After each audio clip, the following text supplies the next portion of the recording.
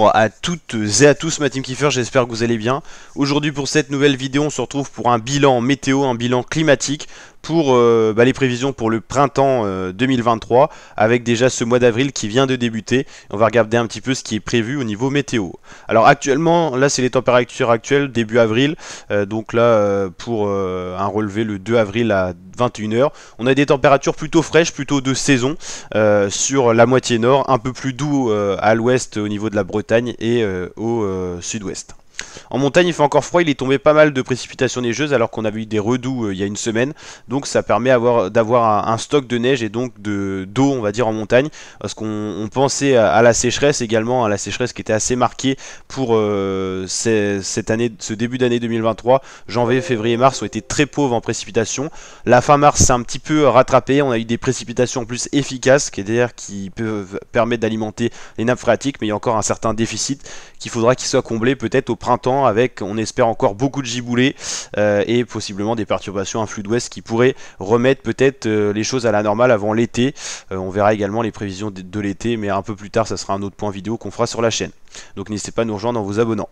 Le 2 avril 2023, donc là on a des masses d'air plutôt deux saisons, le vert jaune, ça veut dire que c'est deux saisons pour la France. On voit bien qu'il y a un stock de masse d'air chaud qui remonte petit à petit, hein, ça c'est les belles saisons qui arrivent, et encore du froid localisé et très centré sur le pôle Nord et le Groenland.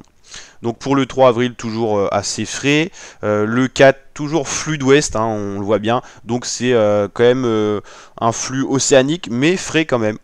Donc avec des perturbations. Le 5 avril, toujours un peu cette même notion. Le 6, on pourrait avoir un flux d'est, hein, le 6, le 7, le 8.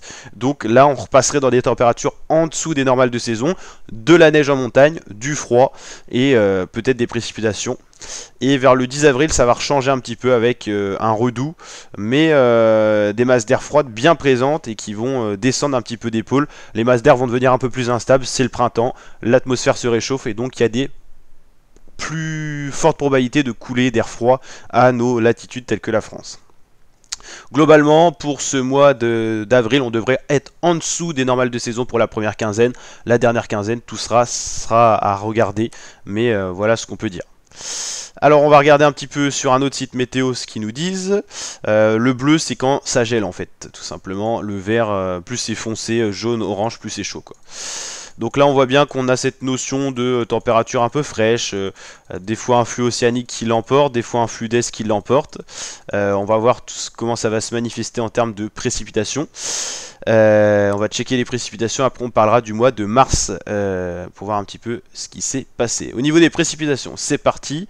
Donc la simulation. Donc là on voit bien que pour le 3 avril tout ça, ça va être assez sec, quelques précipitations neigeuses dans les Alpes. Là on va avoir une perturbation qui va arriver sur le nord-ouest de la France, qui va traverser la France du nord-ouest au sud-est. Le sud-ouest sera un peu épargné.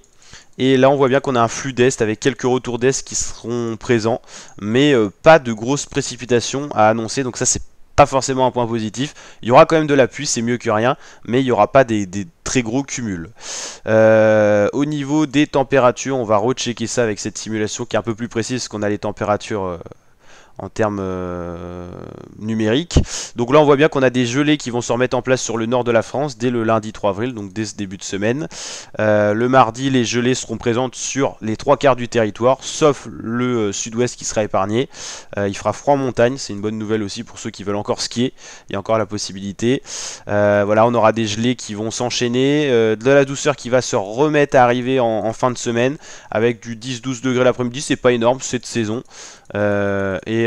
Globalement on devrait se diriger vers un réchauffement global des températures pour la mi-avril, avec on le voit des températures printanières.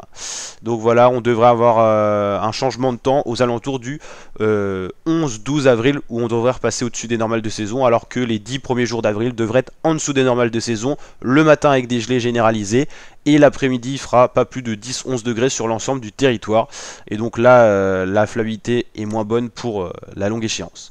Mars 2023, si on prend un exemple, Cancard-Piquet au nord-ouest, il a fait plus 1,7 degrés au-dessus des normales le matin, plus 1,3 l'après-midi, ça a donc été un mois de mars doux. Pour le nord-est, on prend un exemple de Metz, c'est pareil, 6,4 le matin et 13,9 de moyenne l'après-midi, ça fait 1,9 ou 1,2 au-dessus des normales de saison. Si on prend maintenant un exemple dans le sud, on va prendre Marseille par exemple, dans le 13. Marseille, on n'a pas les références, ok, on va aller checker un autre, voilà, un autre relevé. C'est expérimental, donc il n'y a pas les moyennes. En tout cas, je pense que ça a été au-dessus des normales de saison. On va prendre un exemple n'importe lequel dans le sud, hein, c'est juste pour voir un petit peu. Voilà, là il y a une norme, ça a été plus 0,1, plus 2,3 au-dessus des normes. Globalement, la France a connu un mois de mars 2023 au-dessus des normales de saison, de plus 1 à plus 2 degrés, un mois surtout sec et déficitaire en précipitation, mais ça s'est un peu rattrapé sur la fin du mois, pas forcément pour le sud de la France, hein. On le voit ici, mais si on reprend par exemple le nord-ouest qui a été quand même balayé par des perturbations, on a été plus 24% de précipitations en plus. Si on regardait février, c'était déficitaire, hein, normalement, de moins 86%, c'était assez énorme, et janvier avait été un peu pareil, hein. Ah non, plus 34%, bon, ça dépend des endroits. Donc voilà, j'espère que ce bilan météorologique vous aura plu. Si c'est le cas, n'hésitez pas à lâcher le petit pouce bleu, le petit like des familles, vous abonner, activer la cloche, et je vous dis à très bientôt pour de nouvelles vidéos, la Team Kiefer. Ciao ciao.